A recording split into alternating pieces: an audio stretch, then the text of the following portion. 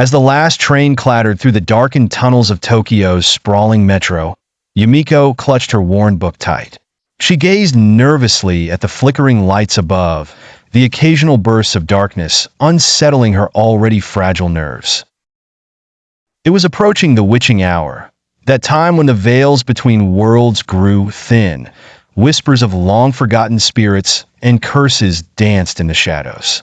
The train came to a creaky halt, its ancient brakes wheezing. Yumeko glanced around, but saw no one. She stepped onto the platform, a yawning expanse bathed in cold, artificial light. Her footsteps echoed as she hurried through the desolate corridor, her mind churning with chilling tales of onryō, the malevolent spirits of vengeance.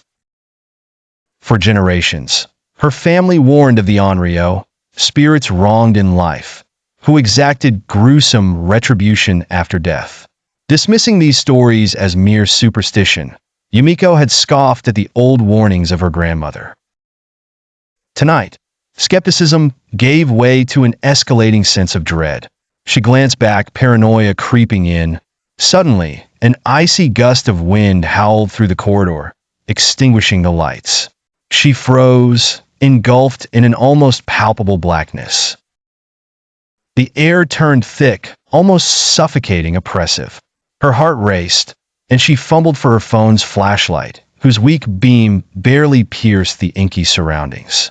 From the corner of her eye, she saw it, a shadowy form, indistinct yet unmistakably human. Cold terror surged through her veins. The figure grew clearer, a spectral woman in a tattered white kimono, her long black hair trailing like dark water. It was an onryō.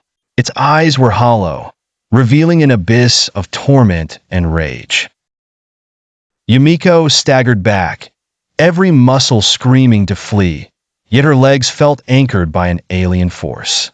The apparition moved closer, each soft step reverberating like a death knell. "You," the ghostly voice whispered, filled with sorrow and vengeance. "I seek restitution." Yumeko's mind raced. To placate the spirit, she had to understand its grievance. She recalled her grandmother's stories. Resolving an onryō's wrath often meant facing past wrongs.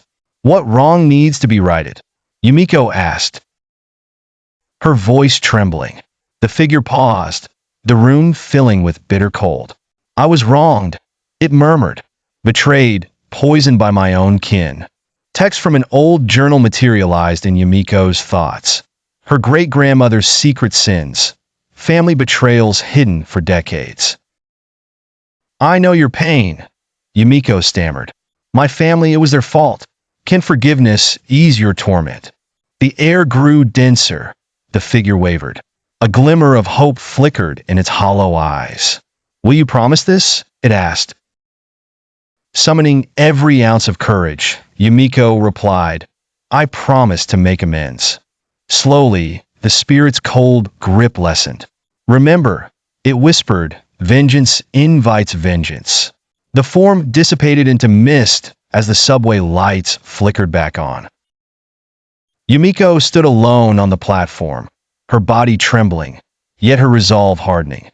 She would uncover her family's dark history and seek atonement. The curse had been lifted, but a solemn burden remained. Her journey to restore balance had just begun.